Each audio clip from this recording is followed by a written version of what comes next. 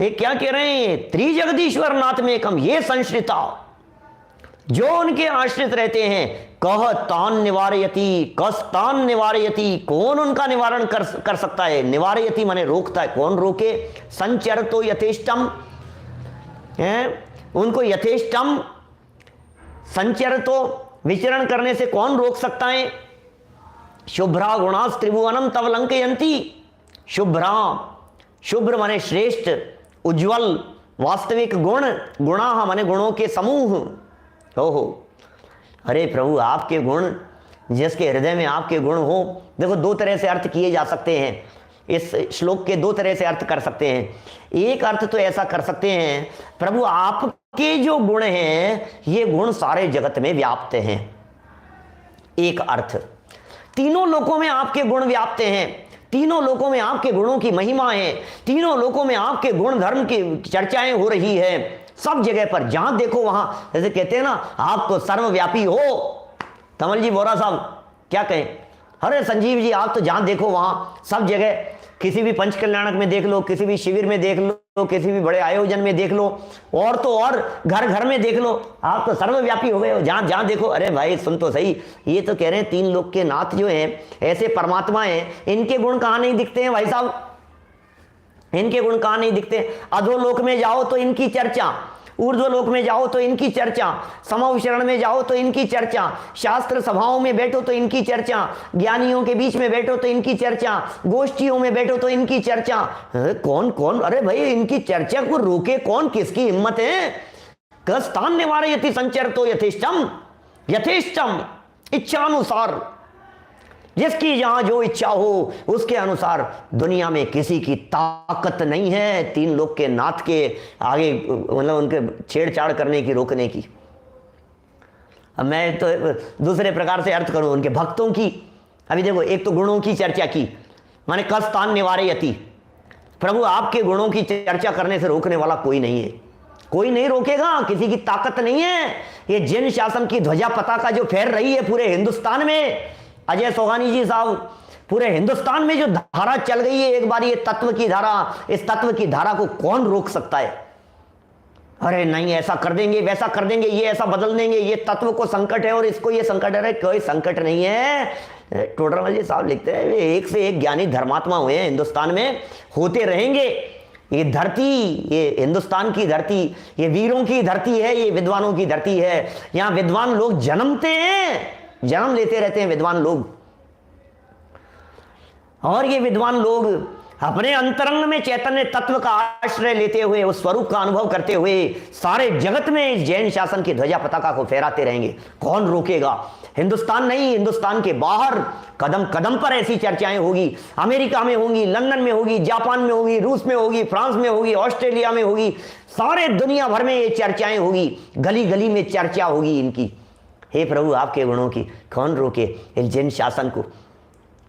कस्तान निवारयति, अरे नहीं नहीं, पता है तुम्हें, ऐसे रोक लगा दी, कोई जैन धर्म नहीं पड़ेगा, कोई ये नहीं करेगा। कौन किसको रोके? कौन किसको रोके भाई? ये जैन शासन है, कण कण में बसाए, कण कण में। क्या आइए जैन साहब, कण कण में बसाए, ये रोम रोम में बसाए हमारा जैन शासन। परमाणु परमाणु के अंदर जैन शासन भरा हुआ है, उसके अंदर अनंत शक्तियां हैं। दिगंबर शासन, मैं तो पहले बहुत सालों पहले 90 के दशक में प्रवचनों के अंदर इस तरह की बातें कहा करता था, दिगंबर दर्शन के संदर्भ में बहुत बातें कहता था। हमारा अणु अणु दिगंबर है भाई साहब, ये दिगंबर दर्शन है। क्यों? क्योंकि एक परमाणु ने दूसरे परमाणु को ओढ़ नहीं रखा है। सारी सृष्टि के दिगंबरत्व की घोषणा करे, उसका नाम दिगंबर दर्शन है, उसका नाम जैन दर्शन है। जैनत्व की घोषणा करे, स्वतंत्रता की घोषणा करे, स्वाधीनता की घोषणा करे। ये क्या अद्भुत दर्शन मिल गया है हमारे को।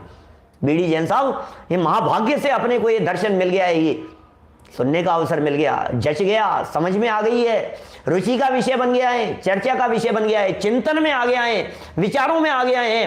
कस्तान, अब कोई रोकने वाला नहीं है। भगवान के सच्चे भक्त को कहीं रोक टोक नहीं होती है। सच्चे भक्त कस्तान निवारयति संचर तो यथेष्टम।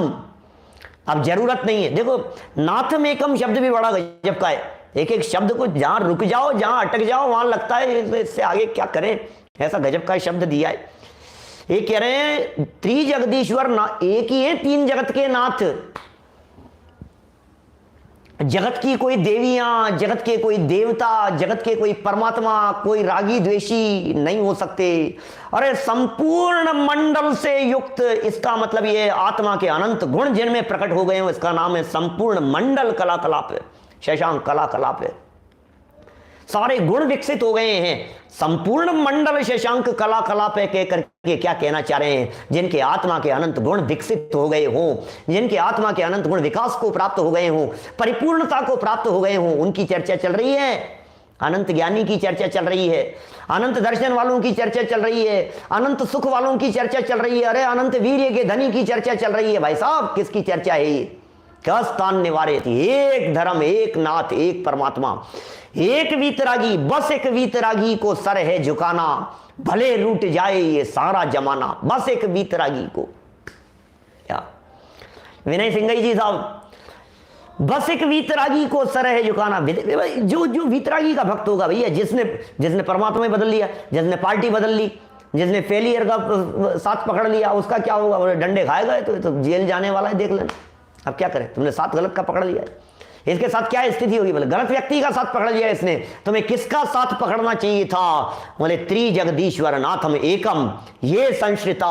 इसलिए ध्यान रखना, वीतरागियों की शरण लेना है, ध्यान रखना वीतरागी प्रभु परमात्मा की शरण में रहना है, ध्यान रखना तीन लोक के नाथ का आश्रय लेना है, ध्यान रखना प्रभु आपका भक्त हूं, आप जैसा काम करके दिखाऊंगा और आप जैसा बन जाऊंगा, ऐसा काम करूंगा मैं। स्थान निवारयति संचरतो यथेष्टम। क्या अरे एक एक शब्द में तो ऐसा लगता है क्या पंचम काल के अंत तक? अरे ये पंचम काल के अंत तक की बात करते हो, ये अनंत काल तक चलने वाला ये जैन शासन, क्या ये अनंत काल तक चलेगा? अनंत काल तक चलेगा? अरे तो काल से अप्रभावित है भाई साहब, ये सार्वकालिक है, सार्वभौमिक है ये जैन शासन। बेकारी भावों के अभाव की चर्चा करता है। ऐसी अद्भुत बातें हैं यहां, तीनों लोगों के एकमात्र ईश्वर, आप जैसा ईश्वर जगत में दूसरा कोई और हो नहीं सकता। आहा, किसी भी तरह का कौन विघ्न करे, विघ्न डालेगा? कोई बाधा उत्पन्न करने वाला दिखता है? धर्म ध्यान में कोई बाधा कर सकता है? देखो भैया, कस्तान निवारयति संचरतो यथेष्टम, इसका एक अलग प्रकार से अर्थ करता हूं, समझना जरा। हे जिनेंद्र देव, जो आपके सच्चे भक्त हो गए हैं, ये संश्रिता जिन्होंने आपका आश्रय ले लिया है, जिन्होंने आपकी वाणी का आश्रय ले लिया है, जिन्होंने आपके द्वारा बतलाए गए मार्ग का आश्रय ले लिया है, जिन्होंने मुक्ति के मार्ग का आश्रय ले लिया है, अब उनके ऊपर दुनिया के कोई भी आकर के उपद्रव उपसर्ग करने का प्रयत्न करें, बोले कोई असर नहीं होता है, कोई असर नहीं होता है। क्या असर होगा इनके ऊपर? अरे पाप कर्म का उदय आ गया, अरे पत्थर बरस रहे हैं, ओले बरस रहे हैं, बरसने दो ना, क्या है? क्या कौन विचलित करें आपके भक्तों को? भक्तों को, भक्ति मार्ग पर लगे हुए को कौन विचलित कर सकता है? क्या तान निवारयति के साथ भरोसा नहीं होता क्या? ऐसे ऐसे कोई हम मजा, संकट आते हैं तो परेशानियां होती है ना, प्रॉब्लम्स आती है तो परेशानियां होती है कि सुनो, दो तरह की प्रॉब्लम्स आती है हर्षवर्धन जी साहब, एक पाप कर्म के उदय की प्रॉब्लम, एक पुण्य के उदय की प्रॉब्लम। दुनिया में ऐसे लोग बहुत मिलेंगे जिनके पाप कर्म का उदय आवे और वे विचलित नहीं होवे, लेकिन पुण्य का उदय भी जिनको विचलित न कर सके, ऐसे लोग दुनिया में बहुत कम मिलेंगे। क्या बोले ऐसे कौन से संकट? बोले एक संकट की और चर्चा करते हैं, जरा देख लो तुम आगे वाले श्लोक में क्या कह रहे हैं। बड़ा गजब का श्लोक है भाई साहब, 15 नंबर का श्लोक, अनेक बार प्रवचनों के अंदर बोलता हूं, सुनाता हूं। गजब का अर्थ है, गजब का स्वरूप है, गजब की बात बतलाई गई है। 15 नंबर का श्लोक, बोले सब लोग तैयार हैं अपने अपने घरों में 15 नंबर के श्लोक की चर्चा करने के लिए? चलो देखिए जरा। क्षेत्रम के मात्र यदि ते त्रिदशांग नाभिर नीतम अनागपि मनोन विकार मार्गम कल्पांत काल मरुता चलिता चलेन किम मंदराद्रि शिखरम चलितम कदाचित। ओहो, क्या कह रहे हैं, क्या गजब की बात कह रहे हैं। क्षेत्रम, क्या क्षेत्रम के मात्र, चित्रम चित्र, चित्र विचित्र आश्चर्य, ओ किम अत्र यहां, अरे कौन से आश्चर्य की बात, मान तुंगाचार्य देव को आश्चर्य नहीं लग रहा है? क्यों, किस किस बात के आश्चर्य की बात कर रहे हो? किस बात के आश्चर्य की बात कर रहे हो? चित्रम किम अत्र, यहां कौन सा आश्चर्य है? यहां कौन सा आश्चर्य है प्रभु, मैं क्या बतलाऊं आपको? चित्रम किम अत्र, यहां कौन सा आश्चर्य है? यदि ते, यदि, यदि ते मतलब आपका, हे भगवान, क्या क्या कह रहे हैं? हे भगवान, यदि आपका त्रिदशांग नाभिः, त्रिदशांग नाभिः, त्रिदशांगना क्या होता है? त्रिदश कहते हैं देवों को, देवों का पर्यायवाची है त्रिदश, और त्रिदशांगना यानी देवांगनाओं। क्या अभी देवांगनाएं कहां से आ गई भाई साहब?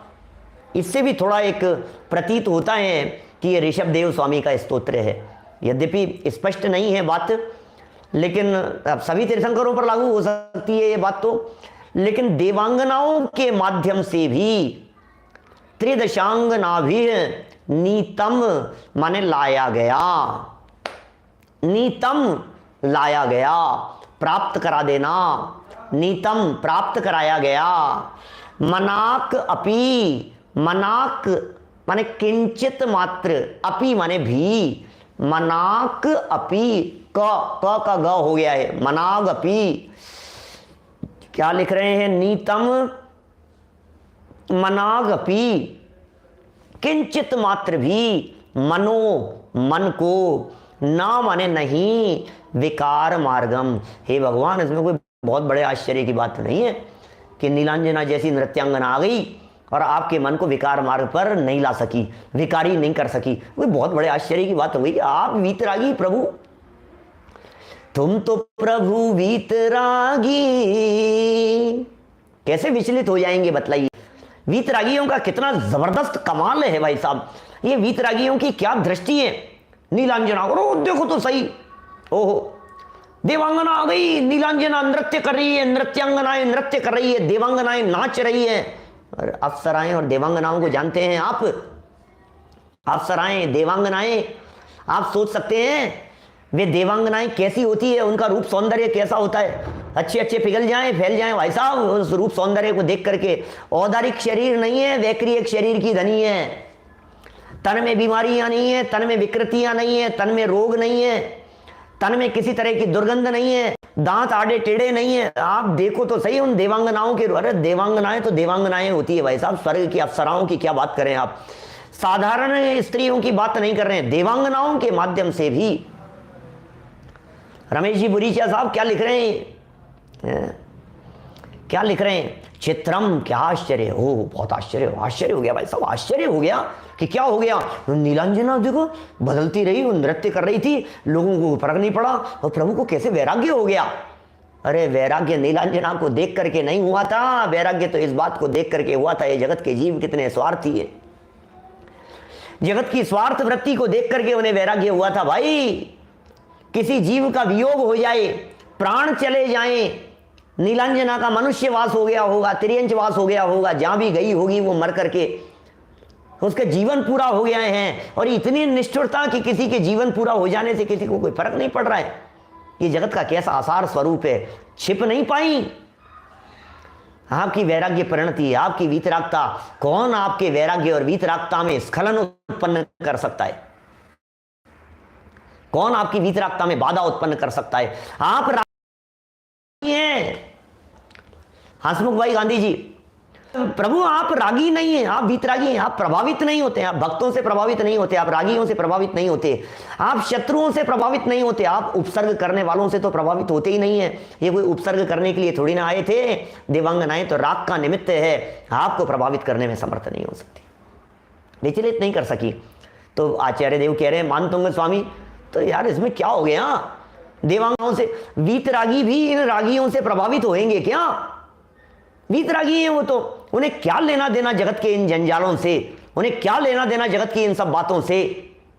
ऐसे वीतरागी प्रभु हैं। नीतम मना कपि मनो न विकार मार्गम, विकारी नहीं होते। क्या अनिल भाई दोषी जी विकारी नहीं होते हैं? अरे सुनो, प्रभु तो विकारी होते ही नहीं है, प्रभु के भक्त भी विकारी नहीं होते।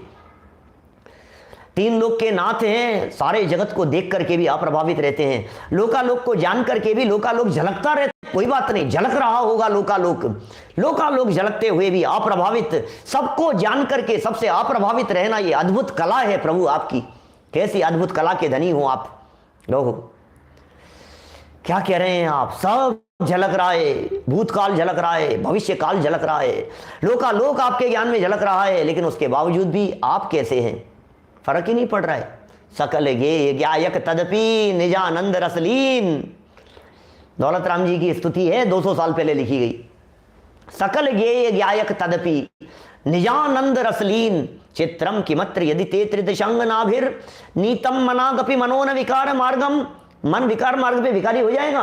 कोई भी व्यक्ति भड़काने वाला आ गया, कोई भी व्यक्ति इधर उधर करने, अरे विचलित नहीं कर सकते हैं प्रभु। आपको विचलित करने की ताकत नहीं है किसी में। कौन कर लेगा आपको विचलित? बतलाओ तो सही मेरे को। कोई किसी ने आकर के कुछ कह दिया, विचलित हो गया। हम आप जैसों की हालत कैसी है? किसी व्यक्ति ने कुछ कह दिया, ये विचलित हो गए। किसी व्यक्ति ने कुछ कह दिया, उससे प्रभावित हो गए। हर व्यक्ति से प्रभावित होते हैं, हर घटना से प्रभावित होते हैं। अप्रभावित रहना सीखो भैया, अप्रभावित रहना सीखो। इस धरती पर यदि आप प्रभावित होते रहेंगे तो कभी सुखी नहीं बन पाएंगे। यदि तुम्हें सुखी होना हो, यदि तुम्हें सहज रहना हो, यदि तुम्हें शांति चाहिए तो अप्रभावित रहना सीखो। कहने वाले कहते रहेंगे, बोलने वाले बोलते रहेंगे, सुनाने वाले सुनाते रहेंगे, कोई बात नहीं। हर अच्छा काम करने वाले की टांग खींचने वाले दुनिया में मिलते हैं, लेकिन हमें किसी से प्रभावित नहीं होना है। सुनो, निंदा करने वालों से तो प्रभावित होना ही नहीं है, प्रशंसा करने वालों से भी प्रभावित मत होना। निंदा करने वाले हों चाहे प्रशंसा करने वाले हों, क्योंकि देखो प्रशंसा करने वालों की भी एक आदत होती है, चेहरा देख के प्रशंसा करते हैं। भाग्यशाली होते हैं वे लोग, दादा ने लिखी है ये बात। भाग्यशाली होते हैं इस धरती पर वे लोग जिनकी लोग पीठ पीछे भी प्रशंसा किया करते हैं। क्या? जिनकी प्रशंसा पीठ पीछे भी लोग करते हैं, बहुत भाग्यशाली होते हैं वे लोग। चेहरा देख करके सामने प्रशंसा करने वाले तो बहुत मिल जाएंगे, लेकिन निंदा का प्रसंग हो या प्रशंसा का प्रसंग हो, दोनों से ही आप प्रभावित रहते हैं। देवांगनाओं के माध्यम से आपका चित्त, आपका मन विचलित न हो सका। क्यों? तो इसमें क्या हो गया? क्यों? ये तो बहुत बड़ी बात है भाई साहब। इतनी बड़ी घटना, देवांगनाएं सामने आ रही है, नाच रही हैं उनके सामने, विचलित करने का प्रयास कर रही है, विचलित नहीं हो रहे हैं। कोई भी विचलित हो जाए, सुनो भाई, अंदर की दृढ़ता जिनके पास में होती है। एक एग्जाम्पल दिया नीचे, बड़ा सुंदर दृष्टांत यहां दिया है मानतुंगाचार्य देव ने। कल्पांत काल मरुता चलिता चलेन किम मंदराद्रि शिखरम चलितम कदाचित। क्या भक्ति है, प्रभु की भक्ति है। प्रभु की स्तुति कर रहे हैं कि आप विचलित नहीं होते हैं, प्रभु की स्तुति कर रहे हैं। प्रभु आपका क्या गजब की दृढ़ता है, आपका अंतरंग का बल कितना है। वो प्रभु सच में भाई साहब, इतनी अद्भुत स्तुति है, दुनिया में क्या कर रखा है। मैं सोच करके मुझे आश्चर्य लगता है। प्रभु की स्तुति है, प्रभु का गुणानुवाद है, प्रभु का कीर्तन किया गया है, और प्रभु के इस कीर्तन से हमने हमारा स्वार्थ सिद्धि का माध्यम बना लिया। स्वार्थ नहीं है भैया हमारे यहाँ, स्वार्थ को हमारे यहाँ कोई स्थान नहीं है। निस्वार्थ भाव से चलो भैया, निस्वार्थ भाव से, निस्वार्थ भाव से पढ़ो, प्रभावित होकर के मत पढ़ो। अब अपना बीमारियां ले करके मत पढ़ो, इसे बीमारियों को मिटाने के लिए मत पढ़ो। ये कुछ और बीमारी का इलाज है, यहाँ तो किसी और चीज का इलाज है। ये भक्तामर स्तोत्र में इलाज किया है, लेकिन भव भ्रमण का इलाज किया है। जन्म जन्मांतरों की बीमारियां मिट जाए, इसका इलाज किया है। जन्म मरण जरा के रोग मिट जाएं, उसका निवारण किया है। यहाँ तो सर दर्द मिटाने जैसी छोटी साधारण चीजों के लिए भक्तामर का प्रयोग मत करो। पेट दर्द, घुटने दर्द के लिए भक्तामर का प्रयोग मत करो। जो उपयोग डॉक्टरों के माध्यम से हो सकता है, जो शुद्ध प्राकृतिक औषधियों के माध्यम से हो सकता है, जो इलाज कराने के माध्यम से हो सकता है, उसके लिए भक्तामर को मत उतारो, ये कहना चाहता हूं। क्या कह रहे हैं जरा सुनो, बड़ा गजब का श्लोक है, बड़ा गजब का एग्जाम्पल दे रहे हैं। कल्पांत काल पीछे बतलाया था चौथे नंबर के श्लोक में, 15 नंबर में यहां कह दिया, 40 में फिर कल्पांत काल की चर्चा करेंगे। कल्पांत काल मरुता हवाएं, मरुता हवाएं चलिता चलेन, चलिता चलायमान कर देती हैं, अचलेन चलिता चलेन, क्या कह रहे हैं, चलिता माने चलायमान कर देती हैं, अचलेन अचल माने पर्वत, अरे ऐसी हवाएं चलती है पर्वतों को भी उड़ा के ले जाती है, क्या बात कर रहे हो आप, क्या ऐसी हवाएं चलती है भाई साहब, ऐसी धुआंधार चलती है, तूफान चलता है ऐसा। आपके सुनामी फुनामी तो कुछ नहीं है, आपके हेरिकेन जो चलता है वो कुछ नहीं है, आपके टोर्नाडो जो आता है अमेरिका में कुछ नहीं है, क्या दम है इनमें।